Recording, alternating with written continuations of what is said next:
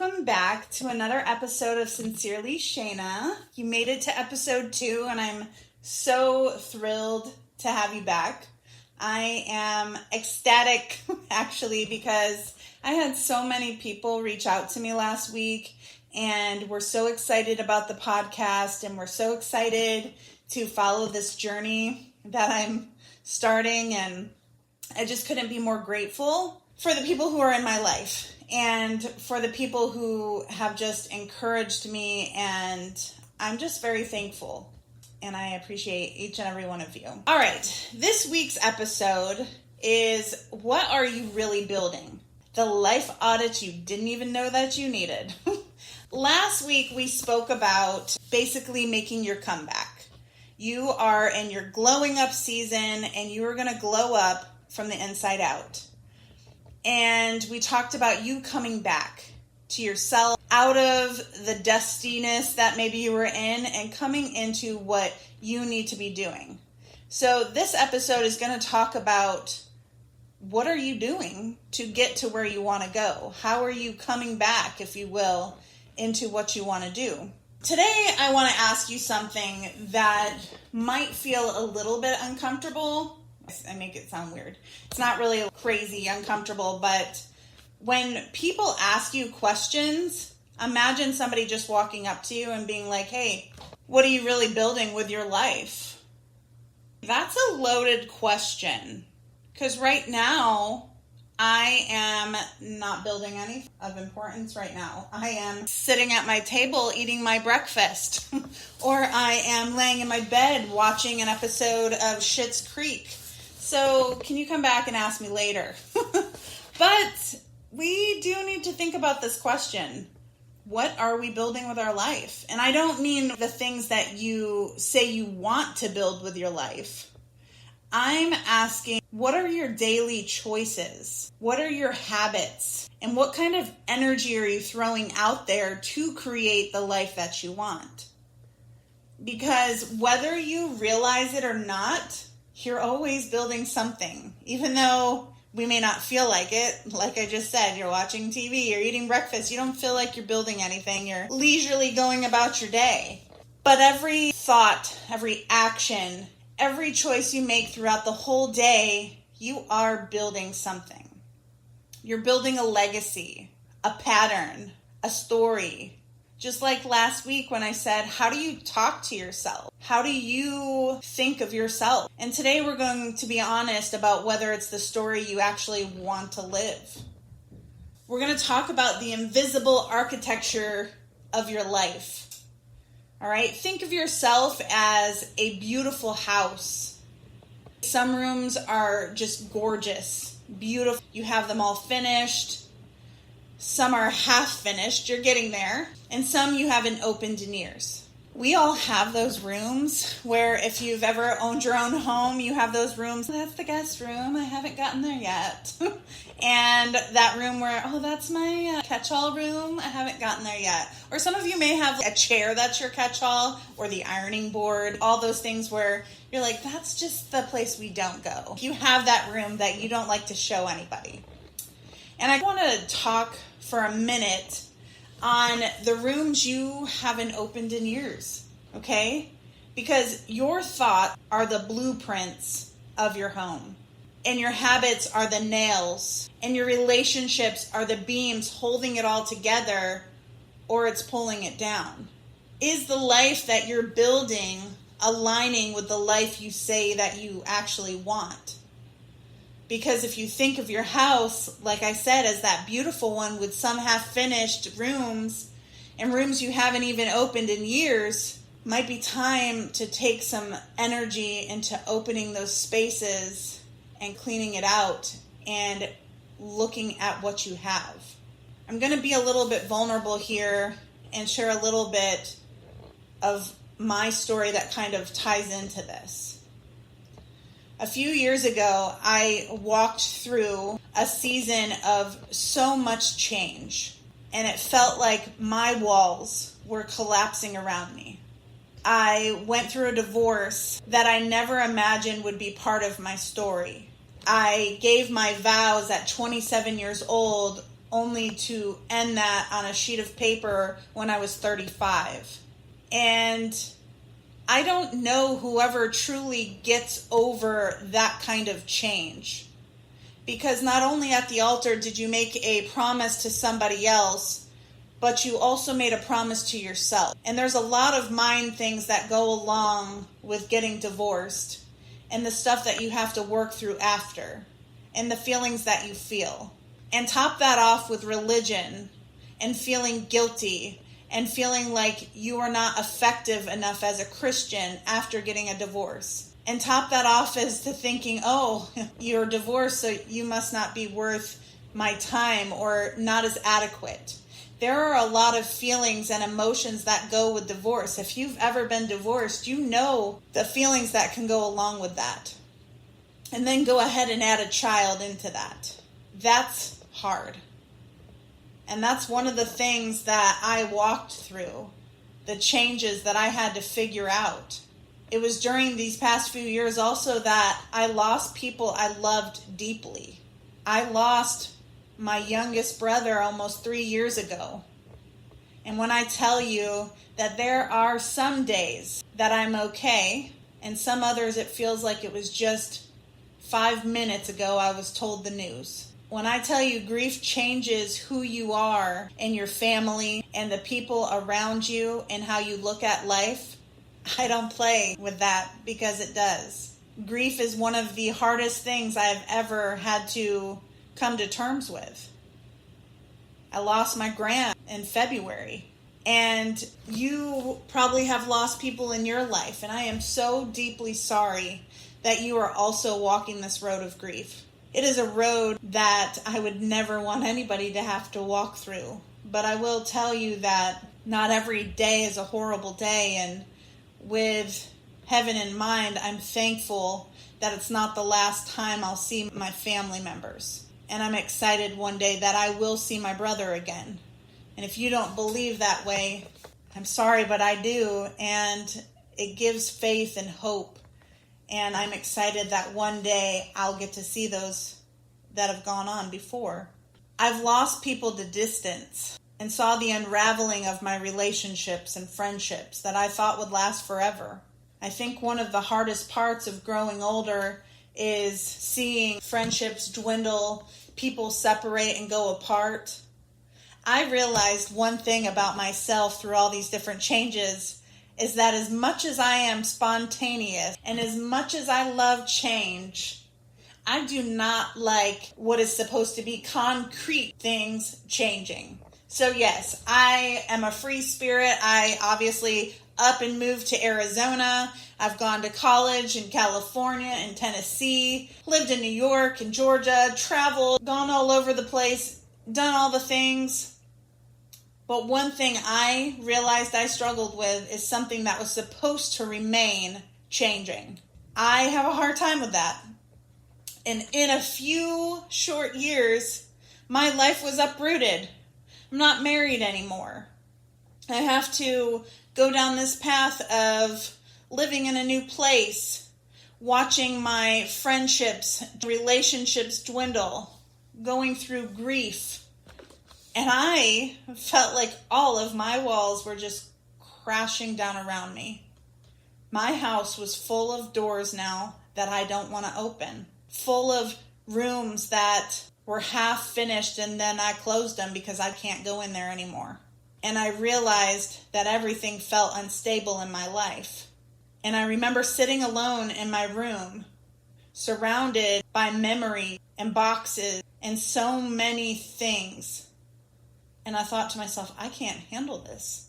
I don't even know who I am without all these people and without all these plans. That season truly broke me open in ways I never expected. And I realized that growth is definitely not linear. Healing doesn't follow a schedule. Sometimes you have to surrender to the unknown. And there are days where you don't have the words to speak in those days, and you just have to be like, okay, I'm here. That's as much as I can do today. I'm here. You have to let go of who you thought you'd be to make space for who you're going to become.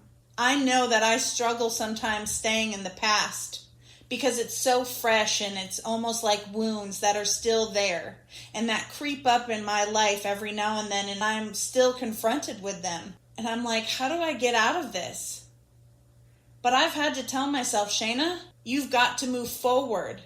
The life that you had 20 years ago, 10 years ago, 5 years ago, last year, that's not your life right now. You are not that person. And I'm not, I'll tell you that. The growth that I've had in a year is wild. I look back at myself even 2 years ago, especially after my brother passed away. I am not that person. I really struggled with the passing of my brother. I remember I just couldn't even think straight, hardly. I would go to school, I would teach, I could do all of the things in my routine. But I lived in kind of fog because I was in such grief. And most of all of us, I'm sure we've learned that we have to be open. We have to be open to change, open to grief, opening our hearts to start over, because all of those things are inevitable. Change is inevitable. Grief is inevitable. A lot of times we hold off on things because, oh, that'll never happen to us. This'll never. And what happens. It's not weakness when we open ourselves to those things, even though it's hard and even though it hurts. It's not a weakness. It's actually courage. If you're in a season where everything feels like it's shifting, I want you to hear me on this. You are allowed to grieve what was while still believing that there's something beautiful ahead. And you're allowed to be both heartbroken and hopeful at the same time. And you're capable of rebuilding brick by brick, even if you can't see the finished house yet. You are capable of it. I want to give you 5 questions to kind of real. And if you are in the process of journaling, I would love for you to journal along. What do you value the most? You see a lot of people, if you look at what people post, if you look at what people talk about, it doesn't take long to figure out what they value. It doesn't take long to see what they are all about. My question for you is, what do you value the most? Number 2, where do you find that your energy and your time go to? At the end of the day, when you lay down in your bed, what do you feel you wasted your energy and time on? Is it something worth value? Is it something that you're proud of? Where does it go? Number 3, what are you avoiding or procrastinating on, and why? What kind of things are you avoiding?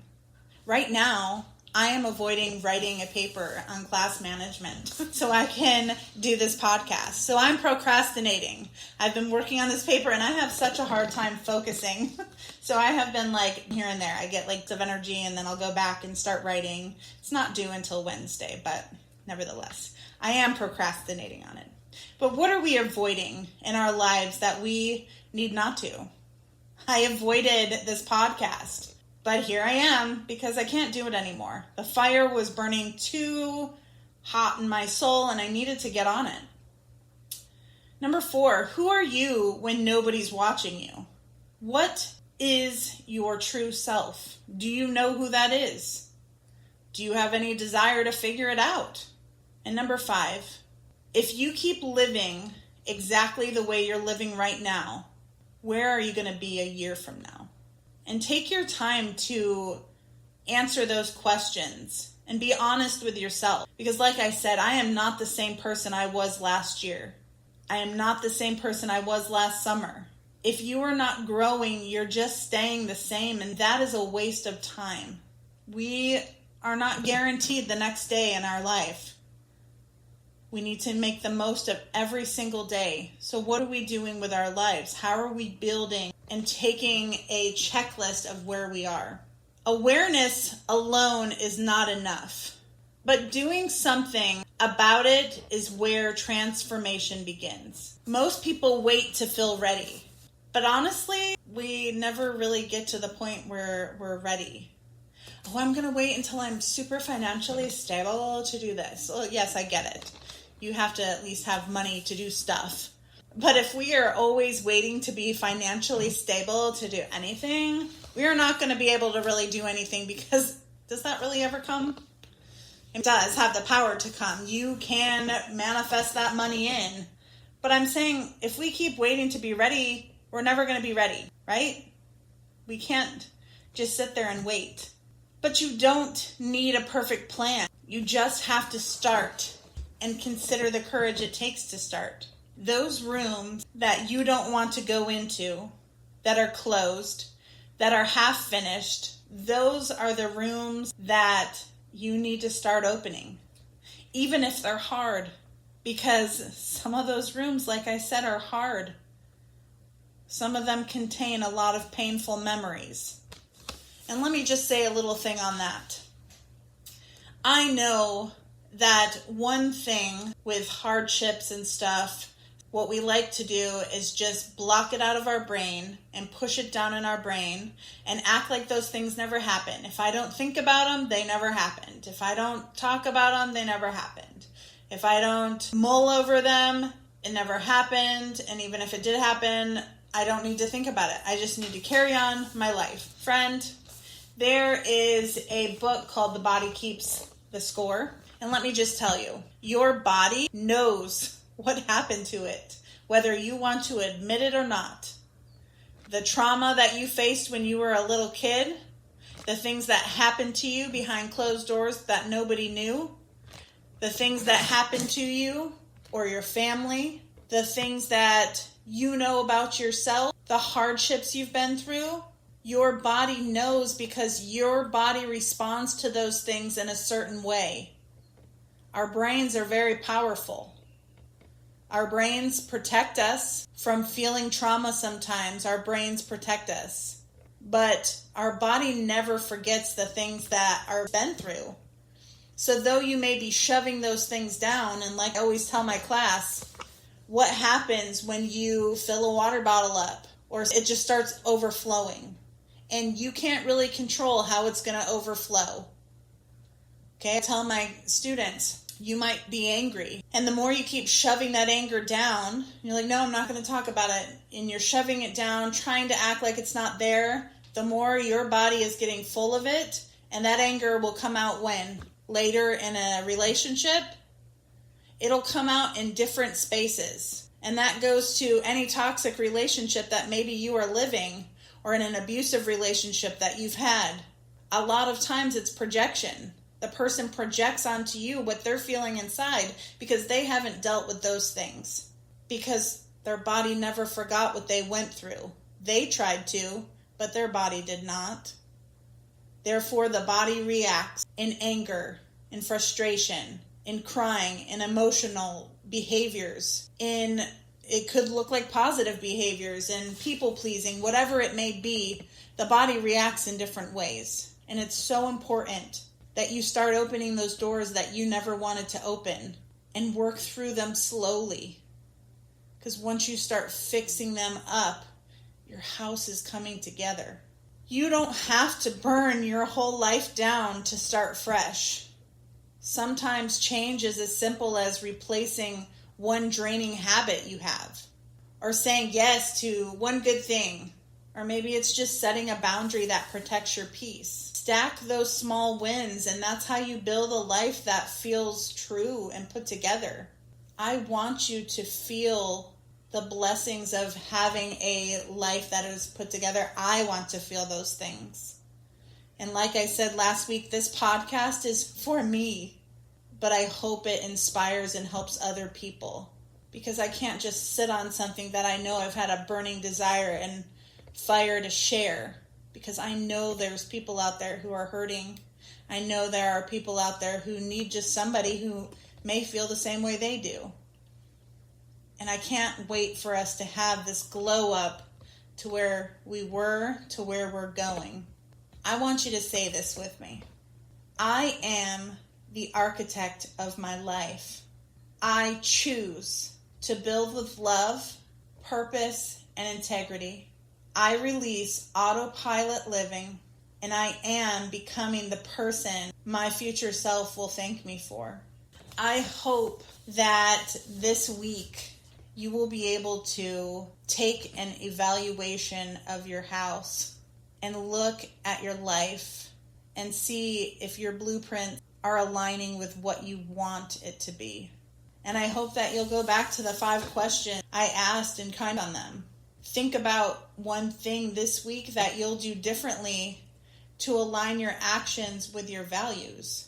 I would really love for you all to tag me, whether it's under my podcast or in Facebook or whatever it may be. Tag me and tell me about just something you've done. I know I need to create a Facebook page for Sincerely Shanna, and I will do that. But I want to see everyone around me grow and thrive, and I hope that I see that for you. All right, my sunshines, that is it for episode 2, and I hope that my story and the question stirred something in you. And I hope that you feel inspired to look at your life with fresh eyes and build something beautiful, one choice at a time. Because remember, life keeps changing. People will come in your life and people will go, and plans will fall apart and get rebuilt. But through it all, you have the power to adapt, to grow, and to keep building something that feels true to who you're becoming. Okay? Until our next episode, which is going to drop next Tuesday, keep showing up. Keep building on purpose. Keep believing the best is ahead.